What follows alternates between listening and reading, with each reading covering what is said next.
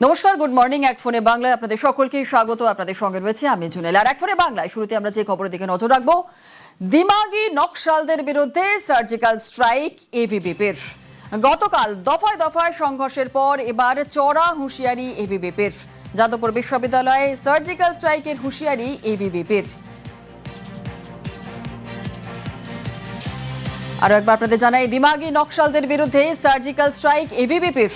গতকাল দফায় দফায় সংঘর্ষের পর এবার চড়া হুঁশিয়ারি এবিভিপির। যাদবপুর বিশ্ববিদ্যালয়ে সার্জিক্যাল স্ট্রাইকের হুঁশিয়ারি এবিভিপির।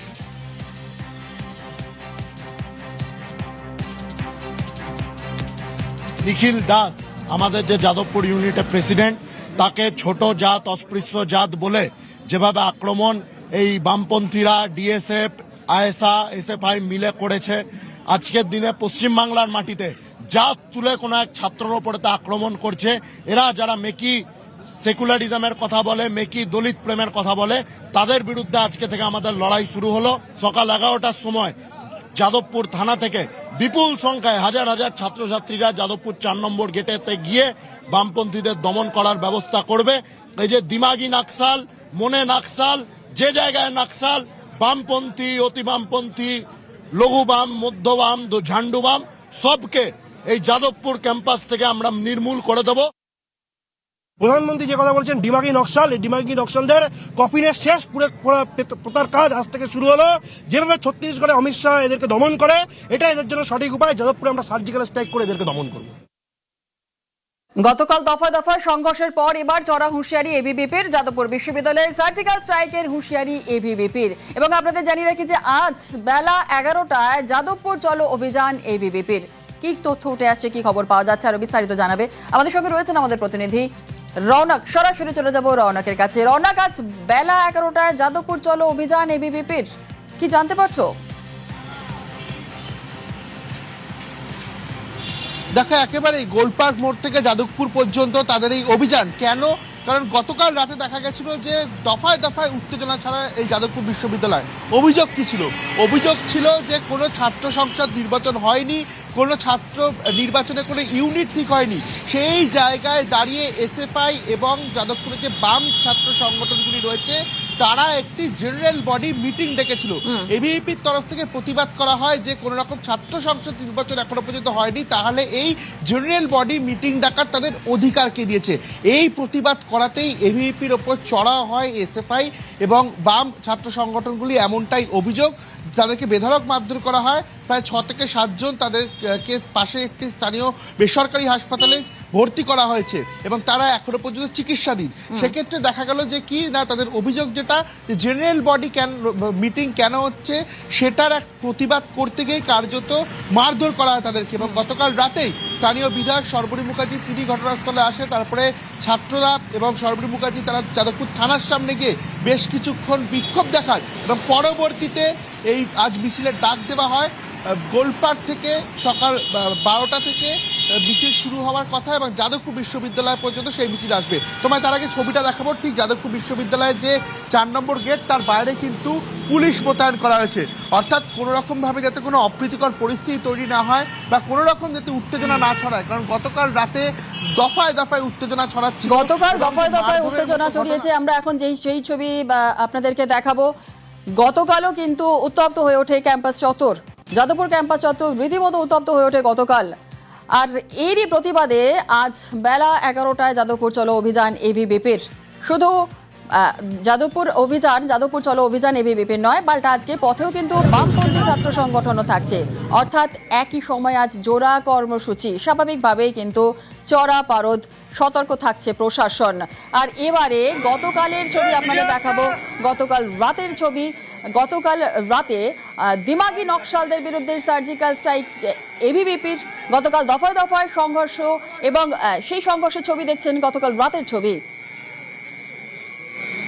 চড়া হুঁশিয়ারি এবিভিপির। যাদবপুর বিশ্ববিদ্যালয়ের সার্জিক্যাল স্ট্রাইকের হুঁশিয়ারি এবিভিপির।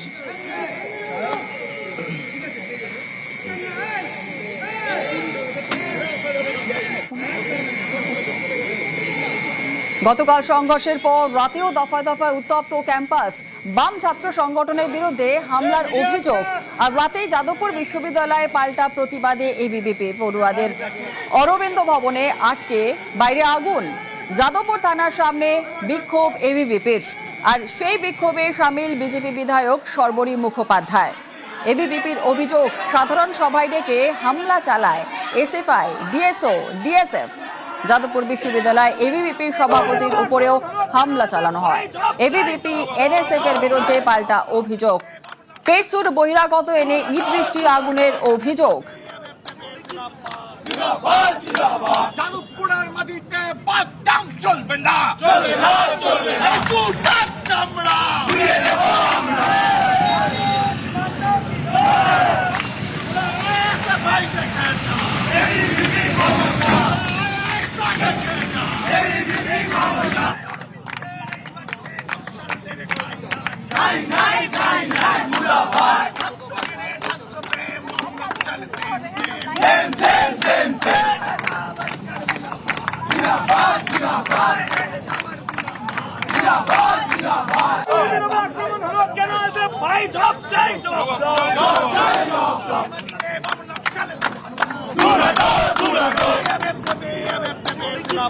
জিন্দাবাদ জিন্দাবাদ। যাদবপুরের মাটিতে বাদাম চলবে না, চলবে না, চলবে না। জুতার চামড়া উড়িয়ে দেব আমরা। প্রাণঘাতী হামলা চালানো হয়েছে, কোনোভাবে প্রাণ রাখা হয়েছে, গুরুতর আহত, শরীরে একাধিক জায়গায় আহত। চূড়ান্ত পর্যায়ে নোংরা বা বামপন্থীরা করছে। আমরা বামপন্থীদেরকে যাদবপুরের মাটি থেকে নাম মুছে দেবো, বামপন্থীদের অস্তিত্ব আমরা যাদবপুরে রাখতে দেবো না।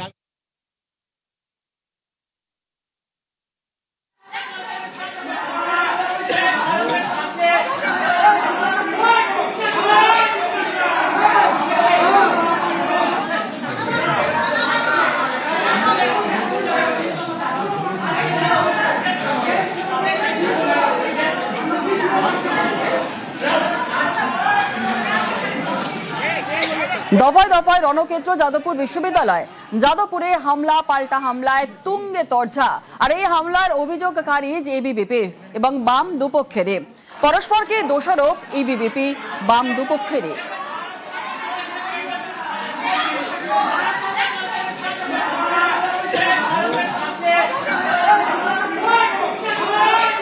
দফায় দফায় রণক্ষেত্র যাদবপুর বিশ্ববিদ্যালয়। যাদবপুরে হামলা পাল্টা হামলায় তুঙ্গে তরজা।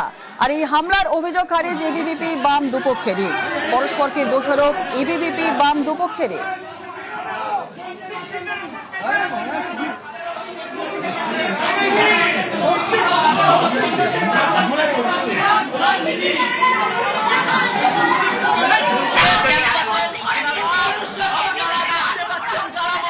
আপনাদের বিরুদ্ধে হলো কেন? কারা করেছে? এবিভিপি এনএসএফ এর ছেলেমেয়েরা।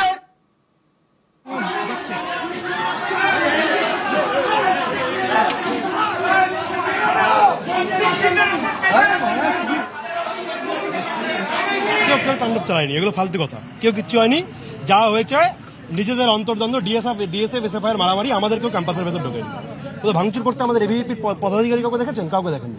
এবিভিপির কেউ কিছু করেনি, শান্তিপূর্ণ উপায়ে এবিভিপি প্রতিবাদ জানিয়েছে। যারা করেছে তারা বলতে পারবে এবিভিপির কোনো যোগ নেই। এবিভিপি এদেরকে নিশ্চিহ্ন করবে যাদবপুর থেকে। ইঞ্জিনিয়ারিং ফ্যাকাল্টির কিছু ছাত্র তারা নিজেদের মধ্যে সভা করছিল, সেখানে এবিভিপির গুন্ডারা ঢুকে পড়ে প্রভোকেশন তৈরি করার চেষ্টা করে, অশান্তি তৈরি করার চেষ্টা করে। দুই পক্ষের মধ্যে বচসা হয়। এখানে এসএফআই কোথাও ছিল না, ছাত্রদের মধ্যে বচসা অনেক সময় হয়ে থাকে। তারপর শুনছি বিজেপির গুন্ডারা নাকি ঢুকে পড়েছে এবং তারা গিয়ে নাকি ভাঙচুর চালাচ্ছে ক্যাম্পাসের ভিতরে। গতকাল দিনভর উত্তপ্ত যাদবপুর বিশ্ববিদ্যালয়। এবিভিপি সমর্থকদের মারধরের অভিযোগ। বাম ছাত্র সংগঠনের বিরুদ্ধে মারধরের অভিযোগ। আক্রান্তদের দেখতে হাসপাতালে স্থানীয় বিধায়ক। 6 এবিভিপি সমর্থক হাসপাতালে ভর্তি। পিডিএসএফ, এসএফআই, এআইডিএসও, এদের যে সমস্ত সংগঠন আছে, বামপন্থী ছাত্র সংগঠন নকশাল, এরা মিলে একটা জিবি রেজলিউশন করে যে যেখানে তাদের জিএস এজিএস করা হবে। যেহেতু সরকার থেকে বলা হয়েছে কোনোরূপ ইলেকশন করা হবে না, তারা সেই সরকারি সিদ্ধান্ত মানবে না। এটাই হচ্ছে তাদের বক্তব্য।